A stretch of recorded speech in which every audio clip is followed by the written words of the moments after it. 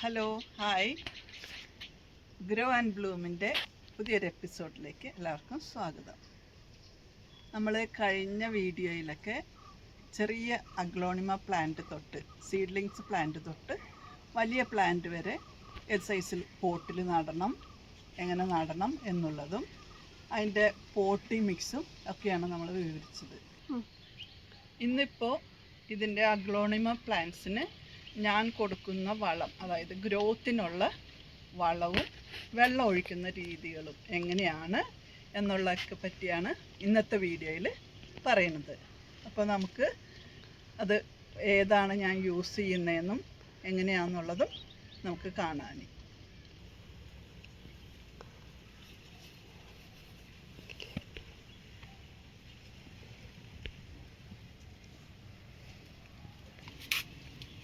ഇതിന് ഞാൻ യൂസ് ചെയ്യുന്നത് ഓർക്കിഡിനൊക്കെ യൂസ് ചെയ്യുന്ന ഗ്രോത്തിനുള്ള വളമാണ് ഞാൻ യൂസ് ചെയ്യാറ്. പിന്നെ ഉപയോഗിക്കുന്നത് 19-19-19 എന്ന NPK വളമാണ് ഉപയോഗിക്കുന്നത്. ഇത് രണ്ടും ഇടയ്ക്കിടയ്ക്ക് ഒരു 2 ആഴ്ച ഗ്യാപ്പിൽ ഞാൻ ഇടയ്ക്ക് കൊടുക്കാറുണ്ട്. അപ്പോൾ ഇത് എടുക്കുന്നത് ഗ്രോത്തിന് നമ്മൾ ഓർക്കിഡിന് എടുക്കണം, അതിൻ്റെ റേഷ്യോ എന്ന് പറയുന്ന 25-10-15 റേഷ്യോയിലുള്ള ഗ്രോത്തിനുള്ള NPK ആണ് ഉപയോഗിക്കുന്നത്. അത് ഇതിനകത്ത് എഴുതിയേക്കുന്നത് 5 ഗ്രാം എന്നാണ്. അതായത് ഈ സ്പൂണിന് 1 സ്പൂൺ എന്നാണ്. ഞാൻ അത്രയൊന്നും എടുക്കാറില്ല, ഒരു പകുതി എടുക്കാറുള്ളൂ. കാരണം വളം കൂടിപ്പോയിട്ട് ഇതിൻ്റെ ഇലയൊക്കെ കരിഞ്ഞ് പ്രശ്നമാവുണ്ടെന്ന് വെച്ചാൽ ഞാൻ പകുതി ക്വാണ്ടിറ്റിയാണ് ഞാൻ യൂസ് ചെയ്യാറുള്ളൂ 1 ലിറ്ററിന്. ഇതിപ്പോൾ ഞാൻ എടുത്തേക്കുന്ന ഇതിൽ 2.5 ലിറ്റർ വെള്ളം കൊള്ളുന്നതാണ് പൂപ്പാളിയാണ് എടുത്തേക്കുന്നത്. അപ്പോൾ ഇപ്പോൾ ഞാൻ ഈ ഒരു സ്പൂണിന് ഫുള്ള് എടുക്കും. അതായത് 5 ഗ്രാം ഈ 2.5 ലിറ്റർ വെള്ളത്തിലേക്ക് 5 ഗ്രാം ഫുള്ളായിട്ട് അങ്ങ് എടുക്കും. വളം ഇച്ചിരി കുറഞ്ഞു പോയാലും കുഴപ്പമില്ല, പ്ലാന്റ് ഒന്നും കരിഞ്ഞു പോകരുത്, അത്രയേ ഉള്ളൂ. നമ്മൾ ഇടയ്ക്കൊന്ന് ഒഴിച്ചു കൊടുക്കണമെന്ന് മാത്രമേ ഉള്ളൂ. ഇത് അതിലേക്ക് വന്നിട്ട് ആദ്യം കുറച്ച് വെള്ളം നമ്മൾ ഒഴിച്ചിട്ട് അതൊന്ന് മിക്സ് ആവാൻ വേണ്ടിയിട്ട് ഒന്നെടുത്തൊന്ന് ഇത് പെട്ടെന്ന് ഇതിനകത്ത് ഇതാവും, അലിഞ്ഞ് ചേർന്നോളും. ഇത്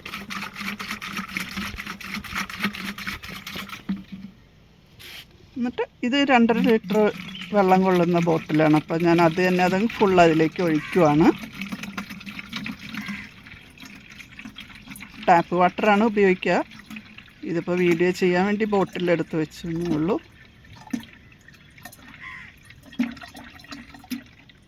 അപ്പോൾ ഞാനിത് ഒഴിക്കുന്നത് ഇതിൻ്റെ ചുവട്ടിലേക്കാണ് ഞാനിത് ഒഴിക്കുക. ഇങ്ങനെ ഇത് ഇതിനകത്തുള്ള പോട്ടി മിക്സ് ഒന്ന് നനയാൻ പാകത്തിന് ഒഴിച്ചാൽ മതി.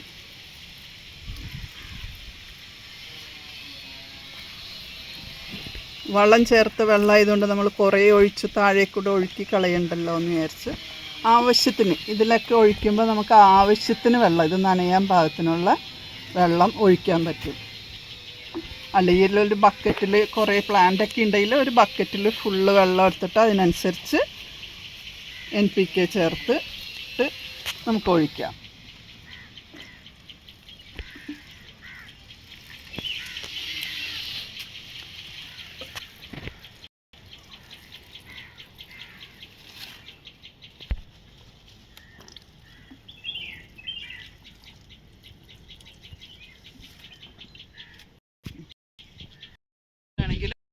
ഒഴിക്കാം, കാരണം ഇതിൻ്റെ ചുവട്ടിൽ മാത്രമാണല്ലോ ഒഴിക്കുന്നത്.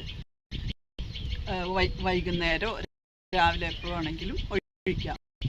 ഈ നല്ല വേനൽക്കാലമൊക്കെ ആകുമ്പോൾ ഇടയ്ക്ക് 2 ദിവസമൊക്കെ ഒന്ന് ഈ പ്ലാന്റിന് മൊത്തം, അതായത് നമ്മൾ ഓസ് വെച്ചാണ് നനയ്ക്കുന്നതെങ്കിൽ ഇങ്ങനെ ഒന്ന് വെള്ളം മൊത്തത്തിൽ ഈ പ്ലാന്റിലൊക്കെ ഒന്ന് സ്പ്രേ ചെയ്ത് കൊടുക്കുകയാണെങ്കിൽ നല്ലതായിരിക്കും. കാരണം ഈ ലീഫിലൊക്കെയുള്ള പൊടിയൊക്കെ പോവും, ഇലയൊക്കെ ഒന്ന് ഫ്രഷാവും.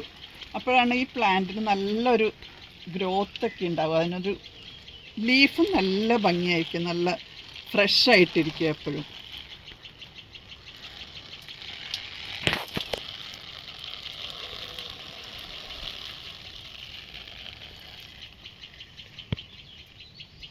അത് രാവിലെ നേരത്തെ നനയ്ക്കാവുള്ളൂ. അത് പറയാൻ കാരണം എന്താണെന്ന് വെച്ചാൽ വൈകിട്ട് നനച്ചു കഴിഞ്ഞാൽ നമ്മൾ ഈ ഒഴിക്കുന്ന വെള്ളം ഇതിൻ്റെ ഈ ലീഫിൻ്റെ തണ്ടിലൊക്കെ ഇങ്ങനെ ഇടയ്ക്കൊക്കെ ഇങ്ങനെ ഇരിക്കുമ്പോൾ ചിലപ്പോൾ വെള്ളം കെട്ടി നിന്ന് ഈ സ്റ്റെം ഇവിടെ വെച്ച് ചീഞ്ഞു പോകാൻ സാധ്യതയുണ്ട്. അപ്പം രാവിലെ നനയ്ക്കുവാണെങ്കിൽ വെയിലിൻ്റെ ചൂട് കൊണ്ട് ഈ ഇടയ്ക്കൊക്കെയുള്ള വെള്ളമൊക്കെ ഡ്രൈ ആവും. അപ്പോൾ വെള്ളം കെട്ടി നിൽക്കുകയില്ല, ഇത് ചീഞ്ഞും പോവില്ല. എനിക്ക് അങ്ങനെ ഒരു പ്ലാന്റ് ഇങ്ങനെ കേടായി എന്ന് പറഞ്ഞാൽ ഇതുപോലെ വെള്ളം കെട്ടി നിന്നതാണ് ഇവിടെ. അപ്പോൾ അവിടെ ഇല ഇങ്ങനെ ഒടിഞ്ഞു കിടക്കുമായിരുന്നു. നോക്കിയപ്പോഴേ അതിൻ്റെ അവിടെ വെച്ച് ഇങ്ങനെ കേടായിട്ട് ഇരിക്കുന്നു. വേഗമായി ലീഫ് അവിടെ വെച്ച് കട്ട് ചെയ്തിട്ട് ഞാൻ സാഫ് പുരട്ടി വെച്ചു. വേറെ കംപ്ലൈൻ്റ് ഒന്നും ഏതായാലും ഇതിനില്ല. അത് കണ്ടില്ല എങ്കിൽ ആ ചീച്ചിൽ താഴേക്ക് ഇറങ്ങി ആ സ്റ്റെം അങ്ങനെ പോയി പ്ലാന്റേ പോയി പോകും. അപ്പോൾ നമ്മൾ വെള്ളം ഒഴിക്കുന്നത് എപ്പോഴും ഇങ്ങനെ സ്പ്രേ ചെയ്യണത് രാവിലെ തന്നെ ആക്കാനായിട്ട് ശ്രദ്ധിക്കണം. പിന്നെ മഴക്കാലത്താണെങ്കിൽ ഇങ്ങനെ സ്പ്രേ ചെയ്യേണ്ട ആവശ്യമില്ല. കാരണം മഴവെള്ളം എങ്ങനെയായാലും ഇതിൻ്റെ പ്ലാന്റിലേക്കൊക്കെ തെറിക്കുമല്ലോ. ഇത് ഡയറക്റ്റ് മഴയത്തും വെക്കരുത്, ഡയറക്റ്റ് വെയിൽ കൊള്ളാനും വെക്കരുത്. ഇത് സൺഷെയ്ഡിലോ എവിടെയെങ്കിലും വീടിൻ്റെ സൺഷെയ്ഡിലോ അല്ലെങ്കിൽ വേറെ ഏതെങ്കിലും കുറച്ച് ഷെയ്ഡുള്ള ഭാഗത്താണ് ഈ പ്ലാന്റ് നന്നായിട്ട് ഗ്രോ ചെയ്യുന്നത്.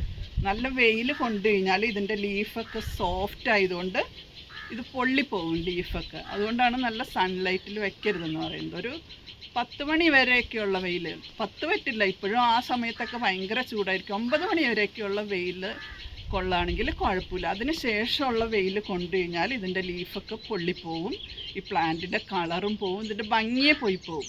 ഈ ഒരു സൺഷെയ്ഡിൽ അല്ലെങ്കിൽ ഏതെങ്കിലും മരത്തിൻ്റെ ഷെയ്ഡിൽ അങ്ങനെയൊക്കെയാണ് ശരിക്കും ഈ പ്ലാന്റ് നന്നായിട്ട് ഗ്രോ ചെയ്യുന്നതും നല്ല ഭംഗിയായിട്ട് നിൽക്കുന്നതും. പിന്നെ ഒരു കാര്യം പറയാനുള്ളത്, നമ്മൾ അഗ്ലോണിമ പ്ലാന്റ്സ് കുറച്ചൊക്കെ നമുക്ക് ഉണ്ടെങ്കിൽ ഇങ്ങനെ ഒന്നിച്ച് കൂട്ടി വയ്ക്കുമ്പോഴാണ് ഇത് എല്ലാം നേരെ നിൽക്കുകയും ചെയ്യും.